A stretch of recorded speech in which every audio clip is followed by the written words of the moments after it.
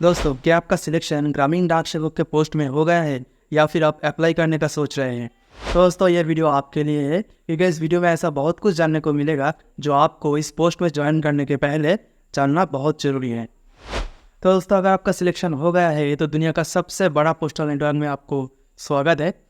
इस वीडियो में दोस्तों बेसिकली हम 3 इंपॉर्टेंट क्वेश्चन के बारे में बात करेंगे जो आपको इस पोस्ट में ज्वाइन करने के पहले जानना बहुत ज़रूरी है। दोस्तों, पहला जो क्वेश्चन है वो है ग्रामीण डाक सेवक क्या है, और दूसरा ग्रामीण डाक सेवक का काम क्या है, और तीसरा जो क्वेश्चन है दोस्तों वो है जो काम आप लोग करेंगे उसके लिए आपको कितना तनख्वाह यानी कि सैलरी दिया जाएगा।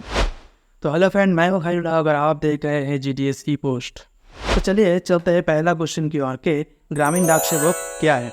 सो ग्रामीण डाक सेवक डिपार्टमेंट ऑफ पोस्ट का एक पोस्ट है जो कि ग्रामीण क्षेत्र में काम करते हैं। सो इंडिया पोस्ट का 2022-23 का जो एनुअल रिपोर्ट आया है उसमें बताया गया है कि इंडिया पोस्ट में टोटल जो है 1,59,251 पोस्ट ऑफिस है। इनमें से 1,43,285 पोस्ट ऑफिस जो है वो ग्रामीण क्षेत्र में है, जो कि ब्रांच ऑफिस है बेसिकली। दोस्तों, ये सब ब्रांच ऑफिस को फंक्शन करने के लिए डिपार्टमेंट ऑफ पोस्ट ग्रामीण डाक सेवक को हायर करते हैं जो कि रेगुलर एम्प्लॉय नहीं है।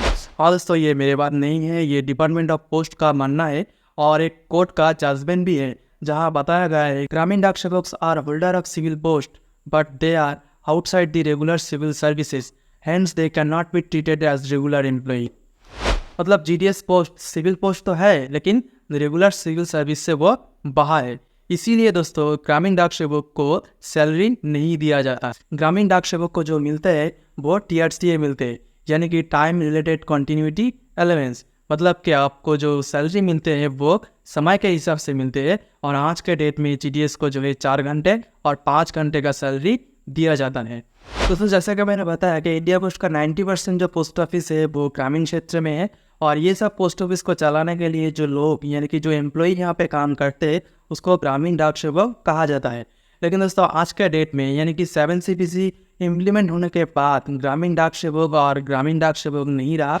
ग्रामीण डाक सेवक के बदले में branch post master, assistant branch post master और जो है डाक सेवक बोल के 3 पोस्ट क्रिएट किया गया है। इनमें से पहला तो जो पोस्ट है वो ब्रांच ऑफिस में काम करते हैं, और तीसरा जो पोस्ट है वो सब ऑफिस, हेड ऑफिस या फिर सर्कल ऑफिस या फिर कोई भी जो कि डिपार्टमेंटल पोस्ट ऑफिस होते हैं उनमें काम करते हैं।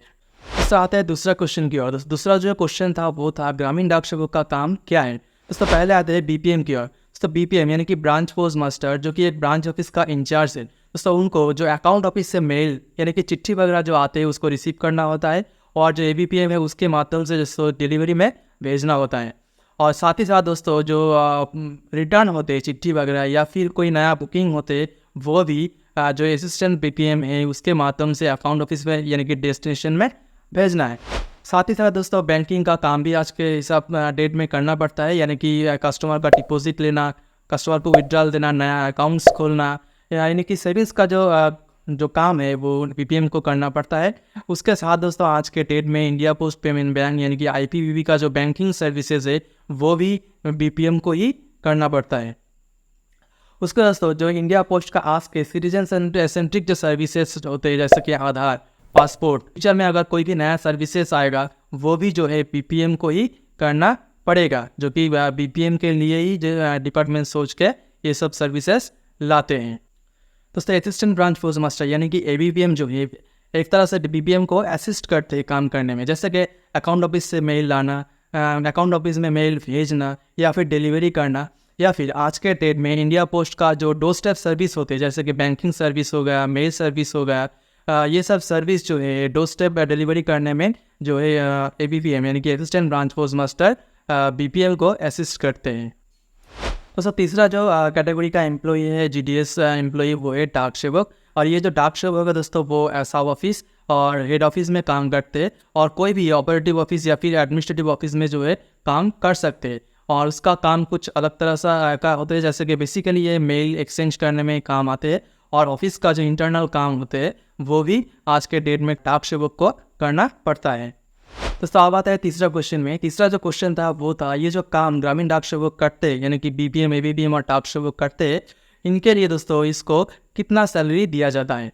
तो सब जैसे कि मैंने पहले बताया कि जीडीएस को सैलरी नहीं मिलते, जीडीएस को टीआरसीए मिलते हैं। तो टीआरसीए मतलब जो है टाइम रिलेटेड कंटिन्यूटी अलाउंस। जो नया जीडीएस होते हैं, मतलब जो डिपार्टमेंट ऑफ पोस्ट में ज्वाइन करते हैं, उनको दोस्तों जो है 4 घंटे का टीआरसीए दिया जाता है। दोस्तों स्क्रीन में आप देख सकते हो 4 घंटे मतलब लेवल 1 का जो बेसिक सैलरी है वो दिया जाता है, उसके साथ जो डीए है वो दिया जाता है। और बीपीएम को जो है कुछ एक्स्ट्रा अलाउंस मिलते हैं, जैसे कि ऑफिस मेंटेनेंस अलाउंस हो गया, साइकिल मेंटेनेंस अलाउंस हो गया, और जो एबीपीएम है उसको भी साइकिल मेंटेनेंस अलाउंस मिलते हैं।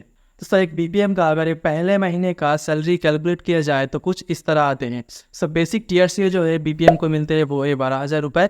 उसके ऊपर जुलाई 2023 से अगर डीए कैलकुलेट किया जाए तो 46% डीए यानी कि 5,520 रुपये होता है।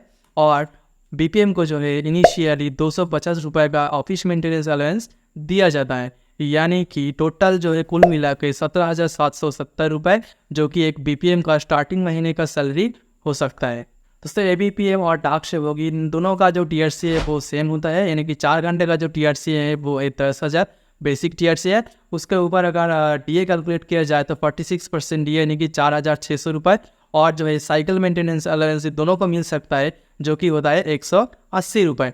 सो कुल मिलाकर जो है एक असिस्टेंट बीपीएम और डाक सेवक को 14,780 रुपये स्टार्टिंग महीने का सैलरी मिल सकता है। तो सर ये सब के अलावा भी जीडीएस बीपीएम को, एबीपीएम को और डाक सेवक को कुछ एक्स्ट्रा इंसेंटिव भी मिलते हैं, और ये जो इंसेंटिव है वो उसका काम के ऊपर मिलते हैं। तो अगर आप जानना चाहते हैं वो इंसेंटिव क्या है, कितना है, तो आप कमेंट कर सकते हैं। हम किसी दूसरे वीडियो में इसके बारे में विस्तार से बात करेंगे। तो चलिए आज के वीडियो में बस इतना ही, मिलते हैं नेक्स्ट वीडियो में।